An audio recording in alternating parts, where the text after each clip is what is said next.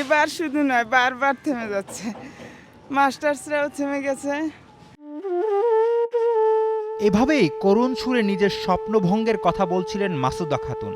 স্বামী আর ২ সন্তান নিয়ে অনেক কষ্ট করে জীবনযাপন করলেও লেখাপড়া করতে চান মাসুদা।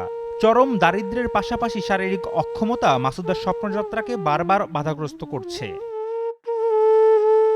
স্কুল শিক্ষক বাবাকে দেখে ছোটবেলা থেকেই স্বপ্ন ছিল শিক্ষকতা পেশায় আসার। নিজের শারীরিক দুর্বলতাকে উপেক্ষা করে শত কষ্ট সহ্য করেও লেখাপড়া করেছেন প্রতিষ্ঠিত হবার আশায়, কিন্তু নিয়তির পিছুটান তাকে দমিয়ে দিচ্ছে বারবার। উন্মুক্ত বিশ্ববিদ্যালয়ে ভর্তি হয়েছিলাম বিএডে পড়ার জন্য। ১ বছর পড়লাম, আবার দ্বিতীয় সেমিস্টারে ভর্তি। কিন্তু অনেক দিন আগেই শুনছি, কিন্তু ভর্তি শেষমেশ শেষ সময়ে আসলাম। এখন তারপরও দেখি যে যদি কোনো ফয়সালা হয়, সেই জন্য আসছিলাম। কিন্তু এরা বলতেছে যে না, পরের বছর ভর্তি হয়ে যাবে, সেই জন্য চলে যাচ্ছে। এবার শুধু নয়, বারবার থেমে যাচ্ছে। মাস্টার্সরাও থেমে গেছে। মাসুদার বাড়ি রংপুরের গঙ্গাচড়া উপজেলার বড়রূপাই জমচৌরা গ্রামে। অনেক প্রতিবন্ধকতা কাটিয়ে ডিগ্রি পাশ করেন মাসুদা। এরপর কারমাইকেল কলেজে মাস্টার্সে ভর্তি হলেও অর্থাভাবে পড়া শেষ করতে পারেননি। শিক্ষক হওয়ার আশায় বিএড কোর্সে ভর্তি হয়ে প্রথম বর্ষ শেষ করলেও টাকার অভাবে দ্বিতীয় বর্ষে আর ভর্তি হওয়া হলো না মাসুদার। সরকারের কাছ থেকে আর কি চাওয়া, যদি ছোটোখাটো আমাকে একটা চাকরি দিত তাও তো ভালো হতো। ঠিক সহযোগিতা সরকারিভাবে অনেক কিছু দেয়, মানে বৃত্তিও দেয়, কিন্তু আমি পাইনি।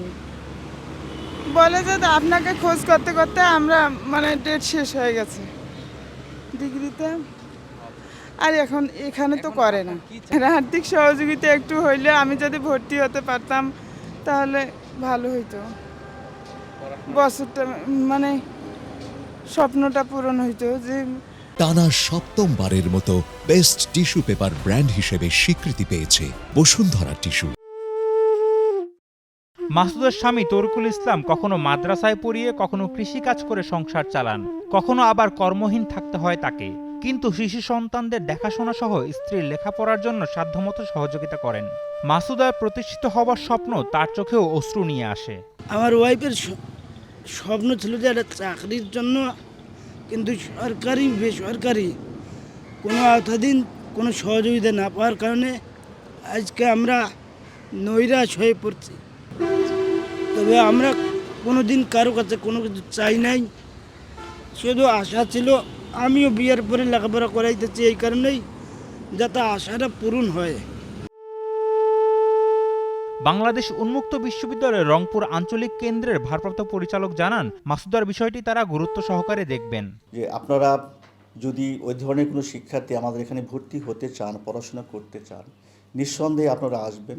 আপনারা যৌক্তিক উপযুক্ত প্রমাণ সহ আপনারা অ্যাপ্লিকেশন করবেন।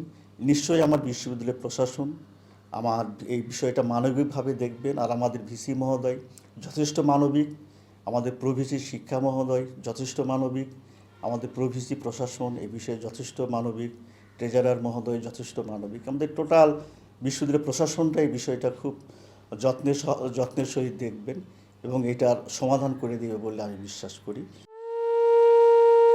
বারবার মাসুদার লেখাপড়া থেমে গেলেও থেমে যেতে চান না মাসুদা। দারিদ্র্য আর নিয়তির কাছে হার মানতে নারাজ এই সংগ্রামী নারী। একটু সহায়তা পেলে ঘুরে দাঁড়াতে পারবে এই অদম্য মাসুদা খাতুন। রংপুর থেকে খুশবু হাসান রনির পাঠানো তথ্যচিত্রে ডেস্ক রিপোর্ট, শাহেদ আলম ফাহিম, কালের কণ্ঠ।